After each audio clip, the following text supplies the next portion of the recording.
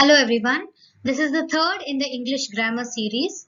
Today we are going to learn about subject and predicate. Subject and predicate.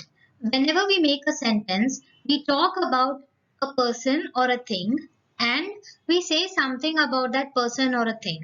So now we know how to make a sentence, and in one sentence, whenever we speak to someone, we talk about a person or a thing or an animal, that is a noun, and we say something more about that noun, that is the person or a thing.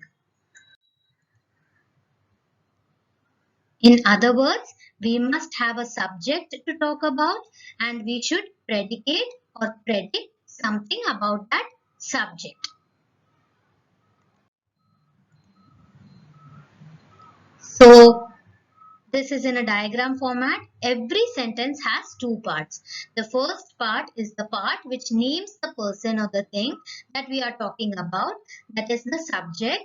And the second part is the part which tells us something about the subject. It is called the predicate. For example, your mother went to the market. So the subject here is your mother.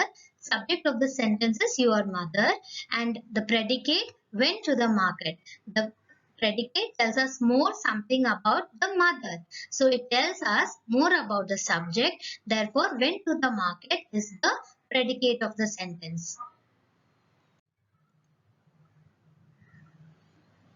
The early bird catches the worm. So here we are talking about the early bird. So the early bird, the bird which is early, is the subject of the sentence. And what does this early bird do? It catches the worm. So the catches the worm is the predicate of the sentence.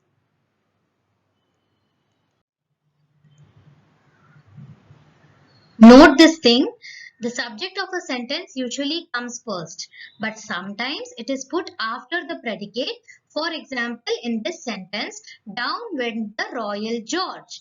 Royal George, the George who was royal, is the subject, and he went down is the predicate.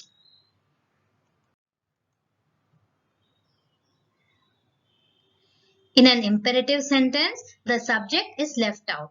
For example, stand up. Here, you stand up is understood. You is understood in this sentence.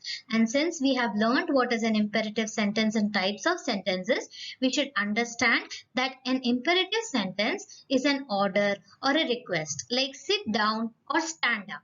So when someone says stand up, pointing at you, the you in that sentence is understood.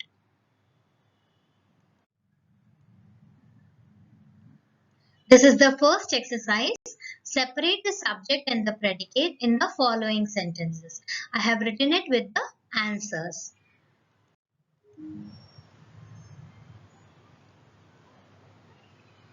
He writes with his pencil.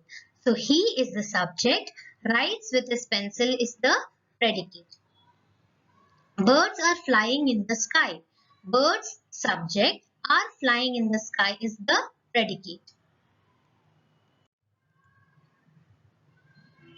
The third sentence is sit down.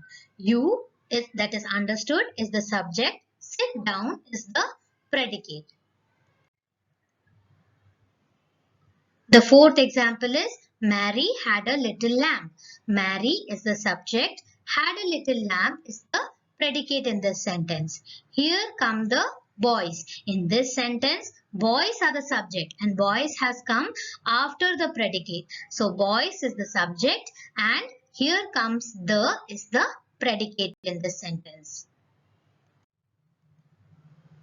This is the second exercise. Here also we have to separate the subject and the predicate from the sentences.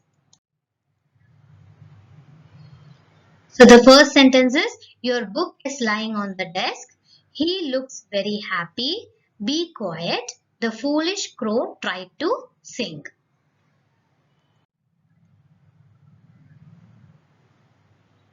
Rama's mother is a very good cook. The cackling of geese saved Rome. Stone walls do not a prison make. He shot an arrow in the dark.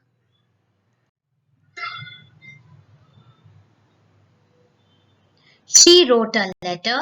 A mistake was made by you. Bad habits grow unconsciously. Students, write these exercises in your notebook and please answer them. Thank you, children. This is it for today. I will meet you in the next video.